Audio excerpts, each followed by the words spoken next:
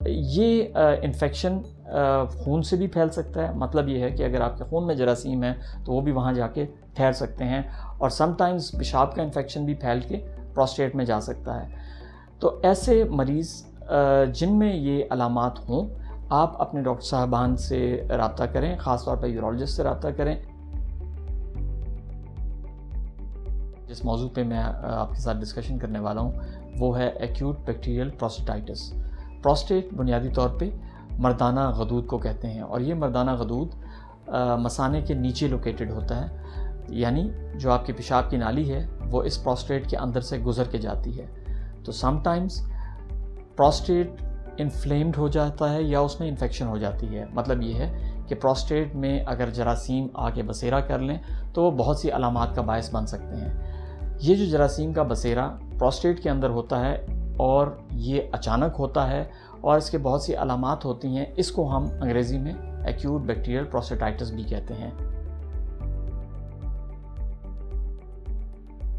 इसकी बहुत सी अलामात के साथ मरीज़ हमारे पास आ सकता है, जिसमें पेशाब का रुक रुक के आना, पेशाब में जलन होना, पेशाब का बार बार आना, और समटाइम्स अगर वो इन्फेक्शन जिस्म में और जगह फैल जाए तो उसमें मरीज़ को बुखार और सर्दी लगना, ये भी एक कुछ अलामात हो सकती हैं।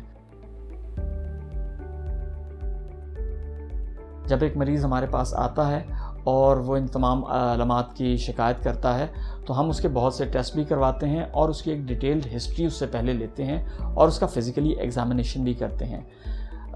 जो फ़िज़िकल एग्ज़ाम है उसमें हम आम तौर पे बड़े पेशाब की नाली में उंगली डाल के प्रोस्टेट को चेक करते हैं, और आम तौर पे इस कंडीशन में जो मैंने अभी आपको बताई, इसमें मरीज़ का जो प्रोस्टेट होता है वो बहुत ज़्यादा दुखता है, और अगर हम उस पर जब उंगली रखते हैं तो मरीज़ को बहुत तकलीफ़ महसूस होती है।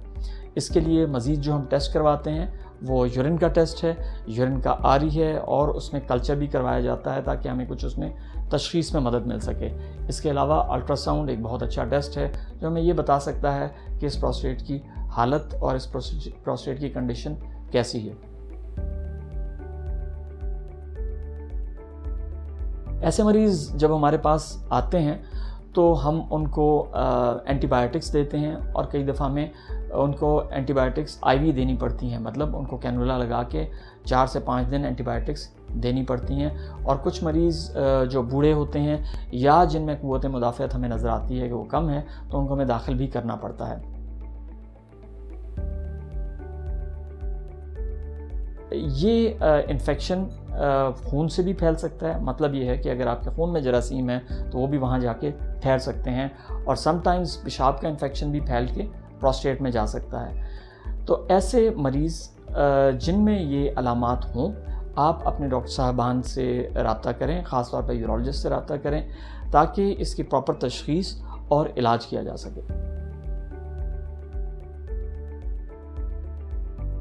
एक्यूट बैक्टीरियल प्रोस्टेटाइटिस, प्रोस्टेट में और भी तरह के इन्फेक्शंस होते हैं और ये उनका 10% कॉज करता है। मतलब ये है कि प्रोस्टेट के जो बाकी इन्फेक्शंस हैं वो तकरीबन, या इन्फ्लेमेशंस हैं वो तकरीबन 90% होते हैं, और जो बैक्टीरियल प्रोस्टेटाइटिस है, जो बैक्टीरिया की वजह से खालिसतन होता है, वो 10% होता है। ये जो तमाम चीज़ें हैं, ये करने के बाद हम मरीज़ को मॉनिटर करते हैं और ये भी देखते हैं कि मरीज़ को इसकी किस वजह से प्रोस्टेटाइटिस हुआ।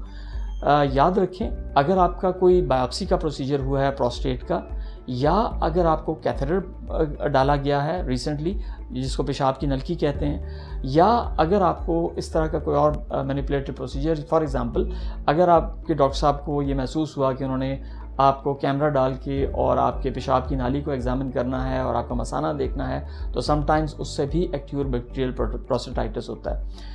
उसकी प्रिवेंशन के लिए आमतौर पे डॉक्टर्स एंटीबायोटिक्स देते हैं, और आपको ऑपरेटिव प्रोसीजर के बाद भी एंटीबायोटिक्स पे रखा जाता है। तो उसका बुनियादी मकसद ये होता है कि आपको इसके इंसिडेंस और इसके चांसेस कम से कम हों।